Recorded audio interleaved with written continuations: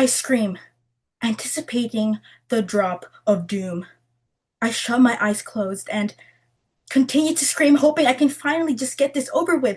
Ah! Collective scream of people behind me grows louder. My palms were sweating as they were gripping on the rubber handles. My breathing was fast and uncontrolled.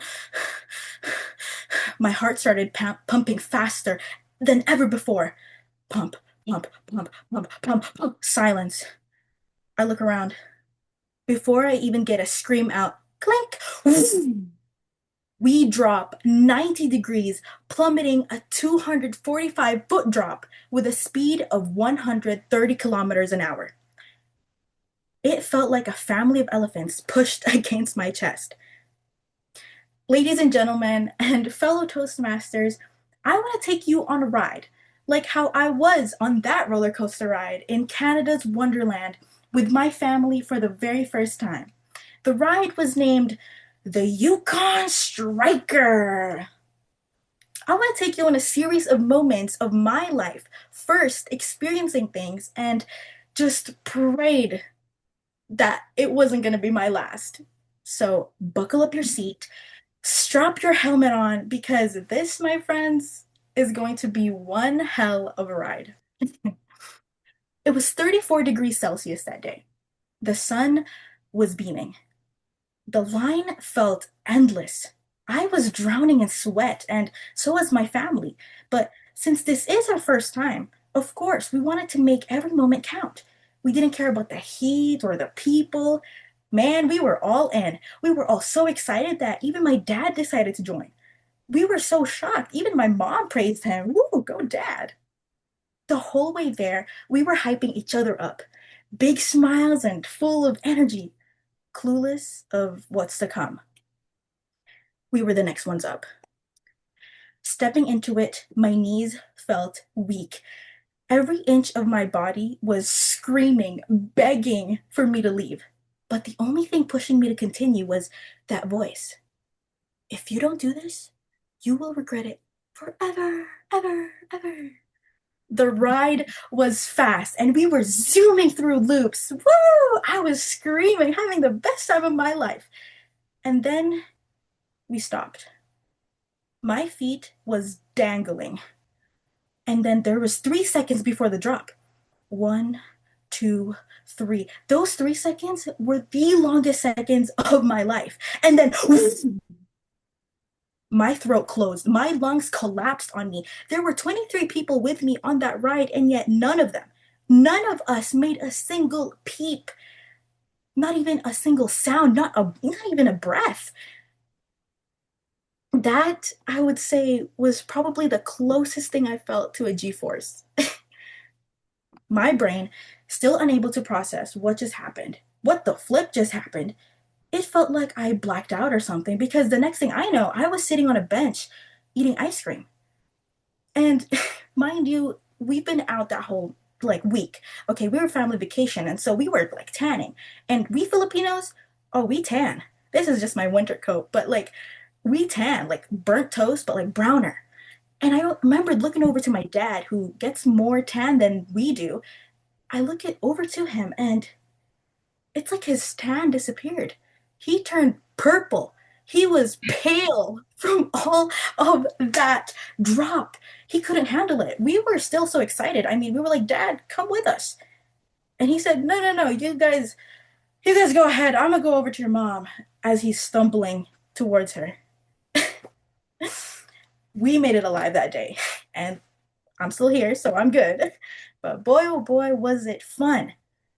I would say it's my favorite family moment because I remember looking back and we would all just crack up. The other moment of my first moments that I prayed weren't my last was when I bouldered for the first time. Bouldering is basically rock climbing, but with no rope. And you're probably wondering, like, Hannah, why would you even do that? Well, why not? I mean, everybody does it, everybody cool does it, and there's a cushion, so I'm safe, right? Yeah, let's just say I dislocated an elbow that day. So, anyways, I still kept going. I filled my hands with chalk dust, filled with so much excitement. I climb on the first level. Easy breezy.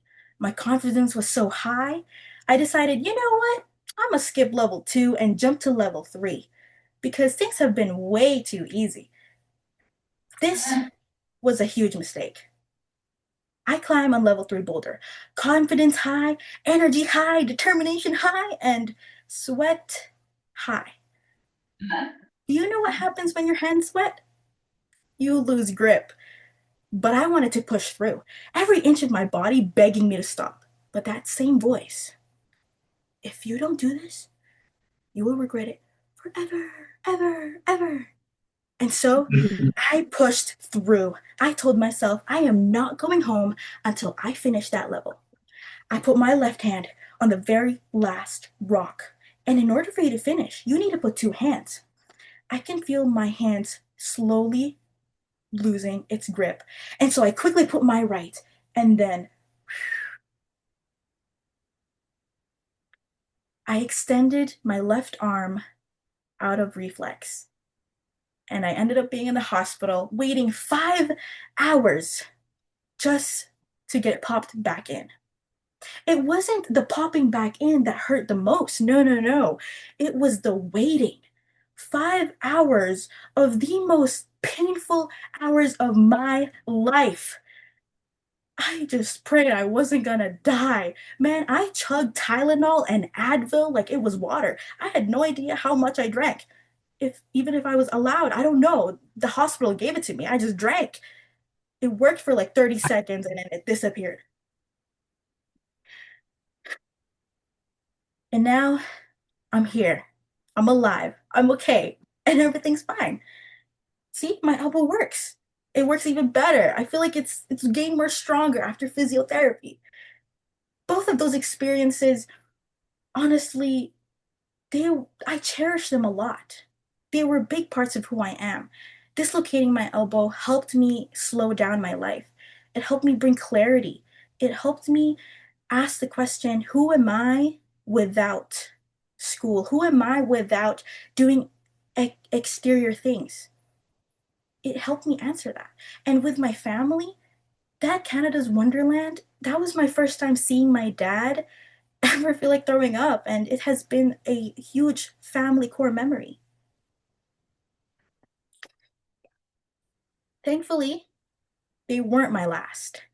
And this is my first time doing Toastmasters. So let's just pray that this won't be my last too. Thank you.